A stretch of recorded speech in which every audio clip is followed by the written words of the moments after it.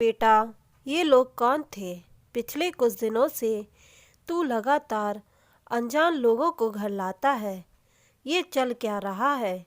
क्यों आते हैं ये लोग घर पर? क्या चल रहा है तेरे दिमाग में? दामिनी जी अपने बेटे यश से बोली। कुछ नहीं माँ, आप इन सब से दूर रहो। भजन कीर्तन की उम्र है आपकी, वही करो।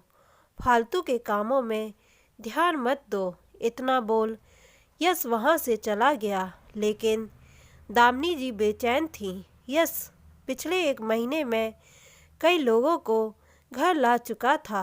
दामिनी जी को कई बार लगा कि यश शायद मकान बेचना चाहता है, लेकिन उन्हें अपनी परवरिश पर भी भरोसा था। उनका दिल कहता था कि अगर ऐसी कोई बात होती तो यश उन्हें ज़रूर बताता, और बस यही सोचकर वो अपने बेचैन मन को दिलासा दे देती। लेकिन आज उनका मन शांत होने का नाम नहीं ले रहा था। वो बहू के कमरे में चली गई और बोली, प्रीति, क्या चल रहा है? यश कुछ बताता क्यों नहीं, और तुम भी कुछ नहीं बोलती? हर दूसरे दिन कोई ना कोई घर देखने आता है। कहीं तुम लोग इस घर को बेचना तो नहीं चाहते? बहू बोली, माँ जी, इसलिए तो यश ग्राहकों को घर दिखाने लाते हैं। हमें लगा था अब तक आप समझ गई होंगी। क्या तुम लोगों ने इतना बड़ा फैसला ले लिया और मुझे बताया तक नहीं? मैं कह देती हूँ, मेरे रहते ये घर नहीं बिकेगा। ये घर मेरे पति के खून पसीने की कमाई से बना है। ऐसे कैसे कोई बेच देगा? माँ जी, ये घर तो आपके बेटे के नाम पर है। घर उनकी तनख्वाह पर चलता है। वो जब चाहे जिसे चाहे ये घर बेच सकते हैं। अरे बहू, फिर कहाँ जाएंगे घर बेचकर? ये सोचा है तुम लोगों ने? जी बिल्कुल सोचा है। हम दूसरा घर ले रहे हैं और आपको वृद्धाश्रम भेजने का फैसला ले लिया है। वैसे भी आपके घुटनों में दर्द रहता है और इलाज पर भी बहुत पैसे लग चुके हैं। इलाज के साथ आपको देखभाल की भी ज़रूरत है, जो हमसे अब नहीं होगी। आपकी जितनी सेवा करनी थी कर ली, अब हमसे और सेवा नहीं होती। इसलिए अब आपको वृद्धाश्रम जाना पड़ेगा।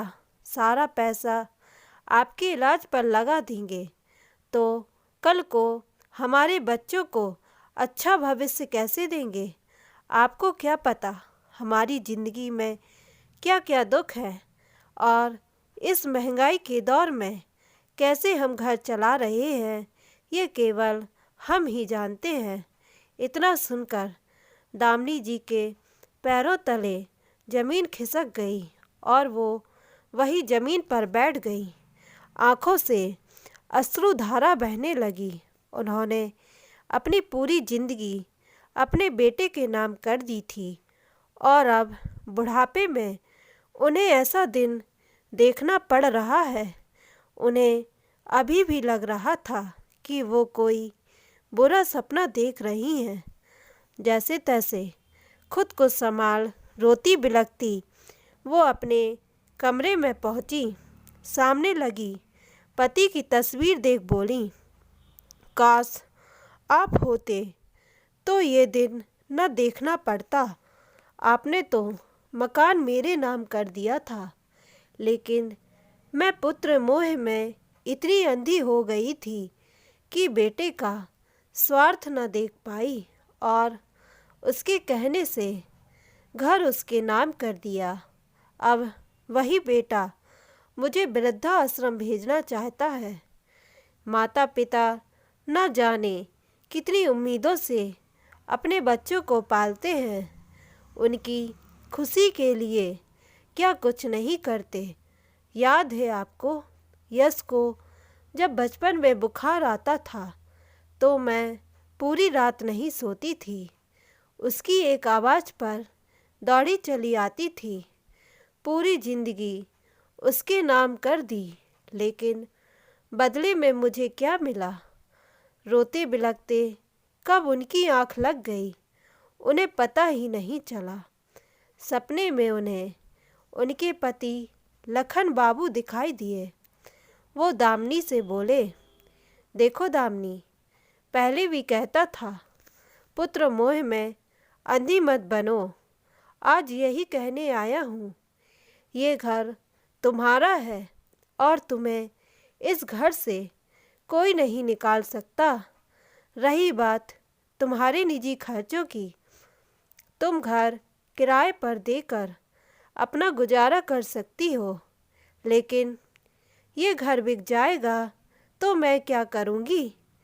और घर भी यश के नाम पर है। कानूनन वो ही इस घर का मालिक है। अब मैं क्या कर सकती हूँ? तो तुम भी कानून की मदद लो। तुम पुलिस को फ़ोन करो और बताओ कि बहू बेटे ने गलत तरीके से घर अपने नाम करवा लिया है और अब ये लोग घर बेचना चाहते हैं। ये घर बिकना नहीं चाहिए दामिनी, इसमें मेरे जीवन भर की कमाई लगी है। ये घर बिकना नहीं चाहिए। तुम मुझसे वादा करो दामिनी। इतना बोल लखन बाबू आलोप हो गए। सुनिए, रुकिए, कहाँ गए आप? दामिनी जी सपने में इतनी ज़ोर से चिल्लाई कि उनकी नींद टूट गई। वो उठी और उन्होंने खुद को संभाला। तभी यश कमरे में आया और बोला, माँ, प्रीति ने आपको सब कुछ बता दिया है। अब आप अपना सामान बांध लो, कल आपको जाना है। आप फिक्र मत करो, हम आपसे मिलने आते रहेंगे। एक बार के लिए दामिनी जी अपने बेटे को देखती रह गईं। उन्हें यकीन नहीं हो रहा था कि कल तक जो यश उनके आगे पीछे घूमता फिरता था और कहता था, माँ तुम ही मेरी दुनिया हो, आज वही बेटा उन्हें वृद्धाश्रम भेजना चाहता है। अंदर ही अंदर वो टूटती जा रही थी। जैसे तैसे खुद को संभाला उन्होंने और फिर बोली, ये मेरा घर है, तुम्हें जाना है तो तुम इस घर से जा सकते हो। जब तक जिंदा हूँ मैं इस घर से नहीं जाऊँगी। दामिनी जी की आवाज़ में गुस्सा था। आपका खर्चा मैं अब नहीं उठा पा रहा हूँ, इसलिए मेरे पास कोई विकल्प नहीं है। आपको हर हाल में जाना ही होगा और वहाँ आपको आपकी उम्र के लोग भी मिल जाएंगे। आपको अच्छा लगेगा वहाँ जाकर। मैं कहीं नहीं जाऊँगी, समझा तू? ये घर मेरा है। तभी यश के मोबाइल की घंटी बजी और वो फ़ोन पर बात करता कमरे से बाहर चला गया। इसके बाद दामिनी जी ने पुलिस स्टेशन फ़ोन लगाया और उन्हें सारी बात बता दी। कुछ ही देर में पुलिस वहां आ गई। पुलिस को घर में देख यश और प्रीति दोनों डर गए और माँ के पैरों में गिरकर माफ़ी मांगने लगे।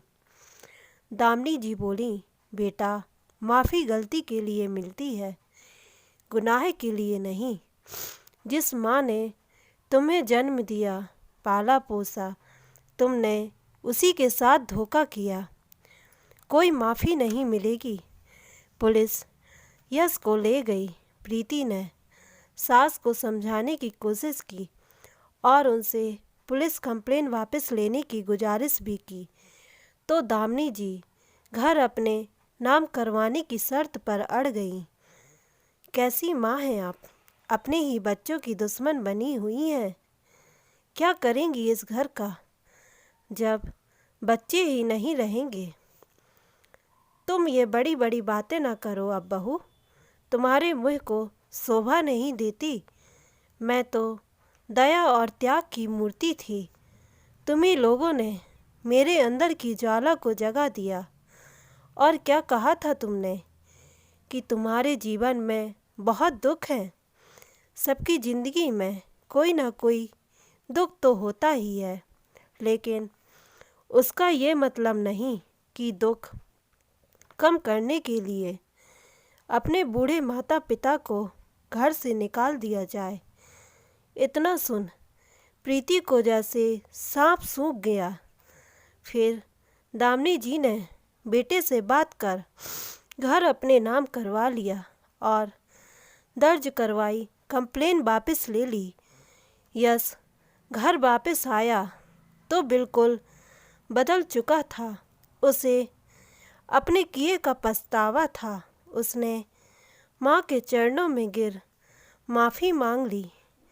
माँ का नाजुक दिल औलाद को रोता देख नरम पड़ गया और उन्होंने बेटे को माफ़ कर दिया।